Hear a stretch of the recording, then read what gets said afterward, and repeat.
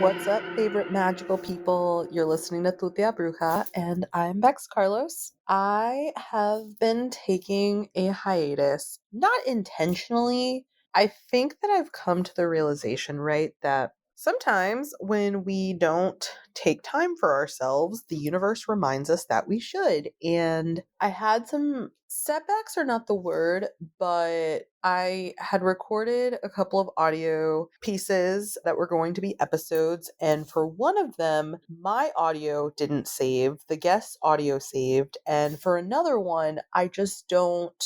One of the things that I really, really love about people who discuss traumatic things in their life more often than not is like the people who are coming at it from a place of like, I've healed and I can talk about it and I'm very disconnected, right? It's okay for me to talk about it. It doesn't feel so fresh. I'm not bleeding on anybody when I'm talking about it or processing it. In hindsight, like when I was re-listening to one of the episodes, it didn't feel ready, is the best way to put it. And I am just trying to get to this mindset and this place that I'm not going to create content just to create content. I know that consistency is such an important thing to growing any sort of project, but I'm also just in this place where I'm not going to just create things for people to be like, oh, she's creating consistently, because that's not where I'm at. Right now, I'm juggling 3 jobs and all of my adult responsibilities. And this is something I love to do, but it is very much right now on the back burner. In some of my earlier episodes, I was very fortunate to be a content creator and have been doing that full time, but right now is not that time. And I'm very thankful and happy to evolve through life, in whatever that is for me. And so I'm trying to find times of calm and peace when I need it. Funny enough, the universe is someone who really just made it known to me that I need to take time for myself and not feel that I have to live on other people's terms. I was recently in a car accident and I came out fine without a scratch. At first, too, I was a little worried about like how I would pay with potentially going to the ER seeking medical attention, because the way my insurance is set up, that just didn't really seem like an option. And I was encouraged to go because my life is more valuable than a hospital bill. Doesn't always feel like that, the way that the US healthcare system is set up. But I realized that they were right and I got looked at and everything was fine. But the car flipped over 1.5 times. It didn't totally make it the second time. And it's fascinating to me, right? Because as someone who always felt that they did not have upper arm strength because the driver's side door was up in the air when it landed, and I thought to myself, holy shit, I need to get out of this car. Like, the first thought I had when this had happened is like, I need to get out of this car. What if it catches on fire? Prevent a bad situation from getting worse. So I took off my seatbelt, I flipped around, I was able to open the driver's door and muster up enough upper arm strength and also just like kicking off of the seat to be able to lift myself out. And I'm fine. The car was not fine. I drive for work, so that put me in a little bit of a bind for a little bit. But that's been figured out, I think, now. And I'm so grateful for all of the folks who came through with mutual aid and just making sure I had everything I needed. Seriously, fuck police departments who collaborate with tow truck companies, because I found out, right, that if that is the case, they charge you significantly more if the police call to let them know what happened, because they drop everything and they take that first. Therefore, they can charge you whatever the fuck they want to charge you. Oh, and winching? Oh, don't even get me started on the fact that if you have to use a second chain, that cost a whole lot more money. The whole thing was a fucking scam, and it seemed like they wanted my car from the get-go. I can't say for sure whether that's what they wanted, but they probably made more than what their little bill was. So hopefully you're happy, and I hope that everything y'all deserve, you get. But I'm fine. It all played out the way it had to play out. My lovely car kept me safe, although she's no longer with me, and I'm grateful to be here. And, it's sort of just like whether this was divine intervention, whether this was malo that someone set my way, I'm still here and I'm going to keep being here and I'm going to keep making an impact and doing the things that I do. I don't have all the answers, but I do have great tits and good opinions on most things. And I'm always trying to learn and I'm always trying to be better. And I'm really excited for some projects I do have in the works that I'm not trying to rush. And I am just really excited to have this forced downtime. I always feel like I'm very critical of myself for not allowing myself to rest. And I have to remind myself, I even did a podcast episode about it, right? Like resting is a form of resistance. And I think sometimes we get so caught up in white supremacy in the fact that we have to have this sense of urgency. And since I've had this downtime, I've been listening to a lot of other people's podcasts, allowing for myself to find things that inspire me again, and I found a lot of power in the experiences of other people. I know I've mentioned Celebrity Book Club. That's one that I've been listening to with Chelsea Devantez. That's a good one. If anybody's looking for a new podcast in the meantime while I don't create, that's one that I suggest. If you are a fan of old Hollywood, even though it was a toxic institution, like I'm not going to tell you it wasn't. I recently discovered it's interesting because Molly Lambert, she is a journalist and podcaster, and she created with her brother a production company, and they released their first podcast that was called Heidi World, and it was about Heidi Fleiss, and that's a really good one if you're looking for, honestly, I don't feel like I was kind of young when all the Heidi Fleiss stuff happened, so it was interesting to learn about it and sort of how Heidi Fleiss was really just like a scapegoat for the LAPD and sort of all the nuance there. If you like learning about the corruption of police, which I'm sure a lot of people here do, another one besides that one was Run Bambi Run. And that one gave the perspective of this woman whose nickname was Bambi, who was like a Playboy bunny at like the Playboy Club, I believe. I guess they were restaurants. I don't know. There's been a whole like reinvention of what the Playboy brand has had, right? She went from doing that to then becoming part of the Milwaukee PD.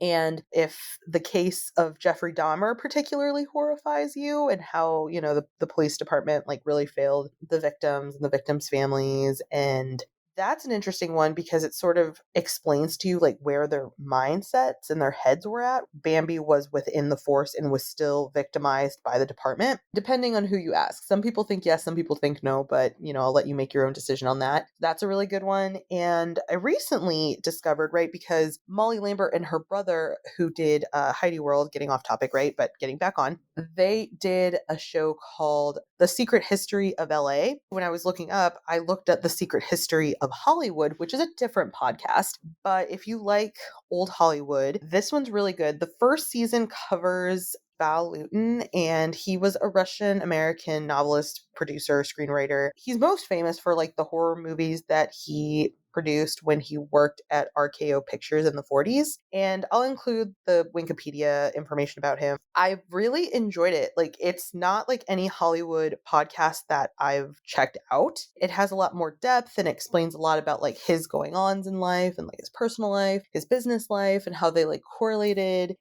I really appreciate that he was trying to make movies, like horror movies with depth, because some of the greatest horror films are political commentary, right? And I think that he was doing that back in the 40s. It's really fascinating for me to see how we get from Val Lewton to eventually getting to the point of like Jordan Peele, right? Whose films, they have a message, they're so symbolic. Like at times I would say that they're oversaturated with the message because there's so many Easter eggs, there's so much symbolism. And yes, there's like a general overview of what he's trying to say, but it's like unless you also get the meaning of all these little things, you don't always get the whole picture. I love that. Not everyone does. All of these are going to be in the show notes because I think it's important to also give credit to other people that are creating things that are like beyond your realm of knowledge. I'm someone who's always seeking to learn, and I probably will until the day I die, right? So I love learning about different things.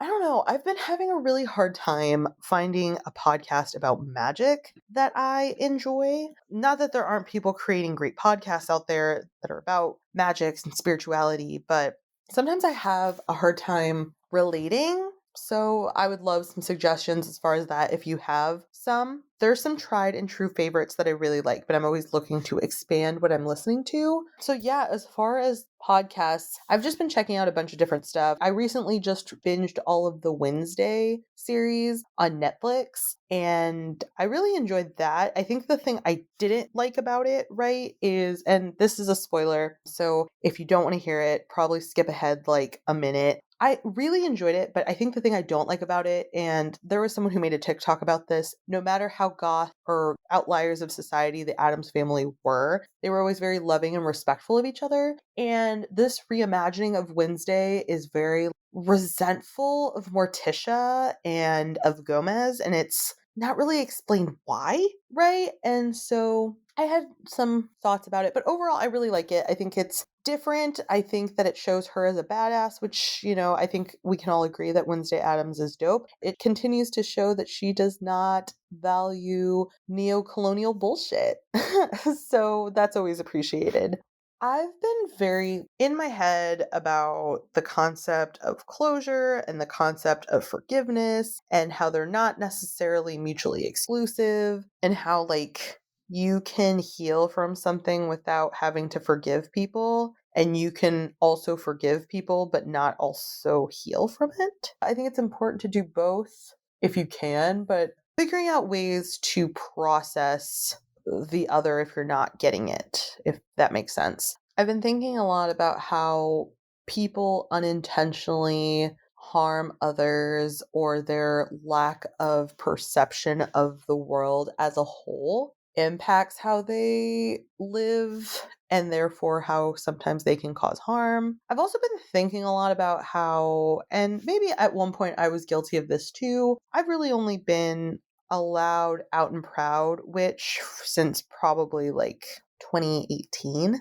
So, what, like 4 years ago? I think that it was something that I was like dabbling in and like in the broom closet. I realized that I'm still growing and I don't have all the answers. And this is how I do magic. And I think that everything that we do is magic. And therefore, we need to hold space for ourselves and how we can make the effort to use our energy, our powers, our essence for good and help others, right? Because it's like, what is also the point of having this knowledge of the metaphysical and being able to create the life that you want to live if you don't help others? And I think that that's maybe why I also have like issues listening to some podcasts, because it gets to a point where people are just so focused on their way being the right way and their way maybe being the only way, or only trying to profit off of it. Which, I mean, like, capitalism, I get it. We're all trying to like financially succeed in this game. But I also think that it's okay to just do things because it makes you happy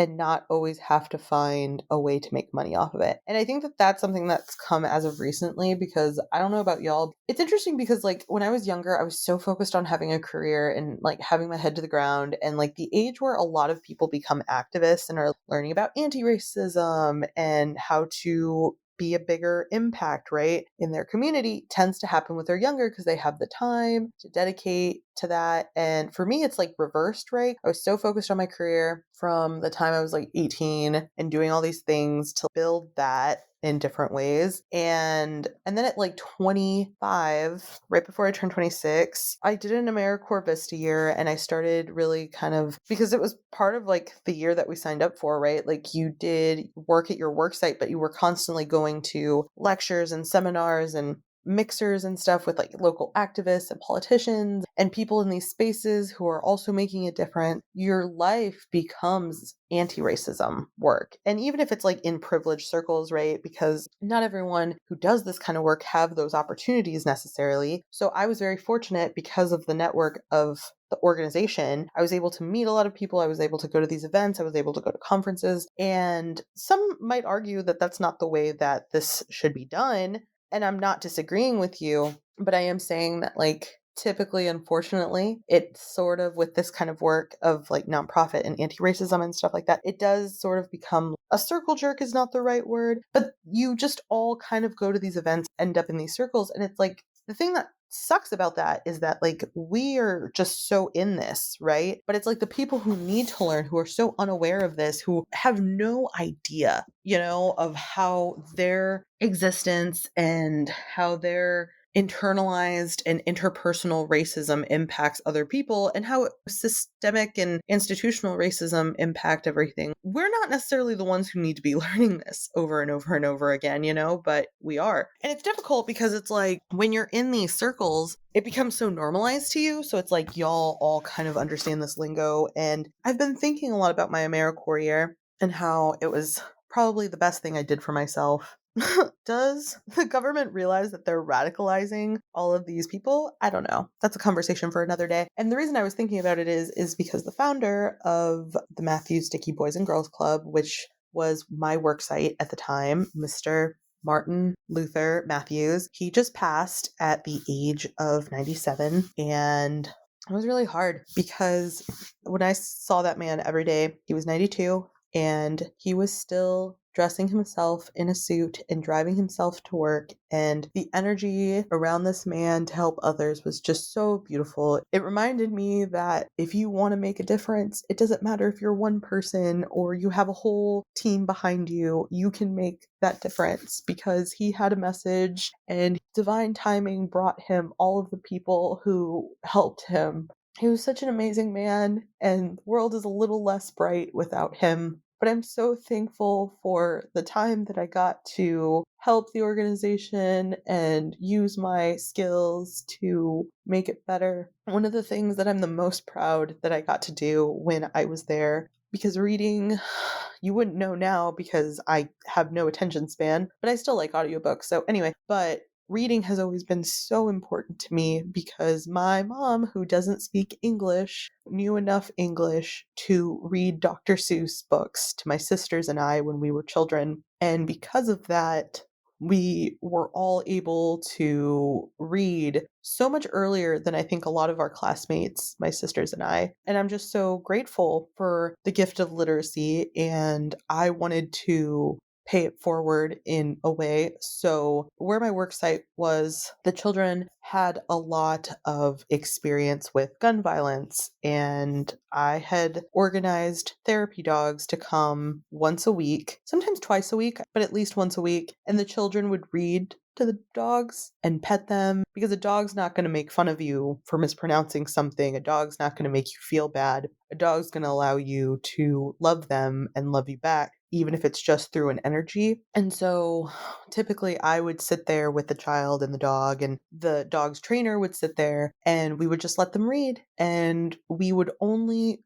politely say, "You say it this way." And then sometimes they would repeat and sometimes they wouldn't. But I knew that these children got a lot out of this. And it was very amazing and beautiful through the course of a summer watching these children's reading skills get better. Literacy is a gift. And sometimes it's hard to realize that if you're someone who wants to seek knowledge for the rest of your life, the very bare minimum skill that you need, well, I guess two, is the sense of curiosity and being able to read. That was very important to me, and I've been thinking a lot about that time in my life. 2016 was a wild year. It started off so hopeful and ended so bleak. And it's interesting because for a while, I think I was on a downward spiral from like 2016 to 2018, with things sort of getting better in 2019, but then 2020 reminding me like, nah, bitch, things are still bad. And then it's kind of just been like a teeter-totter of stuff since then, and maybe it'll get better, but at this point, I'm like, bring on whatever. I'm gonna get through it. This all feels like a ramble, but the last thing that I want to leave you with is my time at Matthews Dickey, if nothing else, made me realize that something that I feel like we don't talk about enough. I know that we talk about how like people tear each other down and this and that and whatnot, and that's something that you see in all marginal groups. But I think that a lot of us need to look to the Black community and the loving energy, support, and the gift of wanting to uplift each other more often than not is something that we should all strive for in our own individual communities. And I'm so grateful for my time at Matthews Dickey because it made me realize that community is created when people make the effort to be there for each other and want to help each other. And I think that that's something we have to do in our own respected communities is both admire and uplift where we can and put a lot of that energy towards learning to support each other, even if we don't always agree with each other. Mexican community at times seems almost like non-existent in St. Louis, but I do realize that it's there, and I do realize that we all have a part in helping uplift each other. And I'm just so grateful to Black people and specifically Black women. When my car flipped over, the first person to stop to make sure I was okay was a Black woman, and she stayed with me until the police came, and I'm really grateful for her. And Black women don't get enough respect. They don't get enough praise, and they are truly, more often than not, angels on this planet. In addition to a beautiful angel looking out for me, my mom got knee surgery not that long ago, and it's been a process for her to recover, but she's a champ, way better on the other side. But my father was taking her to physical therapy, and she was a little unstable as she was going up and down the stairs. And on this particular day, she was going down the stairs, and there was a Black woman who saw, and she was below her. And she was like kind of on the next set of stairs, but saw that my mom was coming down and was having some trouble and sort of just stayed, like positioned herself in case she had to catch her. And my mom was sort of moving along, and she finally got where she needed to be. And the woman just said, I was worried that she might fall, so I just wanted to stay close by. And my father was like, oh, well, thank you. You know, like she just got knee surgery. She's like, it looked like it. She looked a little unstable. And I actually just had knee surgery a year ago. So I understand that it's a tough recovery process. And like I said, I just wanted to make sure that she was okay. It's very beautiful and loving. Some of the people in society that just see some of the most hate and violence and unfair situations in life still have the heart and still have the compassion to look out for others. And, you know, it gives me hope that in times where I need to be humbled and become better, that I have examples of how to be better. Not that I'm saying that like people should forgive the people who are unkind to them or just like come at things with love all the time, because that can be very daunting. But it is beautiful when people can, and it doesn't feel like a curse to do that. You know, I hope that this, if nothing else, gave you something to think about, maybe gave you some content to check out. And as always, today, when this is released, will be Small Business Saturday. Please support local businesses, witchy businesses, Black-owned businesses, queer-owned businesses, trans-owned businesses. Support the businesses of people who this is probably their main source of income. And this business allows them to have a place in society that is contributing and allows them to work on terms and be compensated for the work that they deserve. We don't always realize that when neurodivergent or marginalized people are in positions where they can be exploited, right? We are sucking out of them so much energy and giving them very little peanuts in return. So do your part to uplift and help small business owners, marginalized business owners, and to make a difference in the world. I love you, beautiful, magical people. I'll be back soon with some content that is going to change your life. It's just going to be making it. Have a good one. I love you. Bye.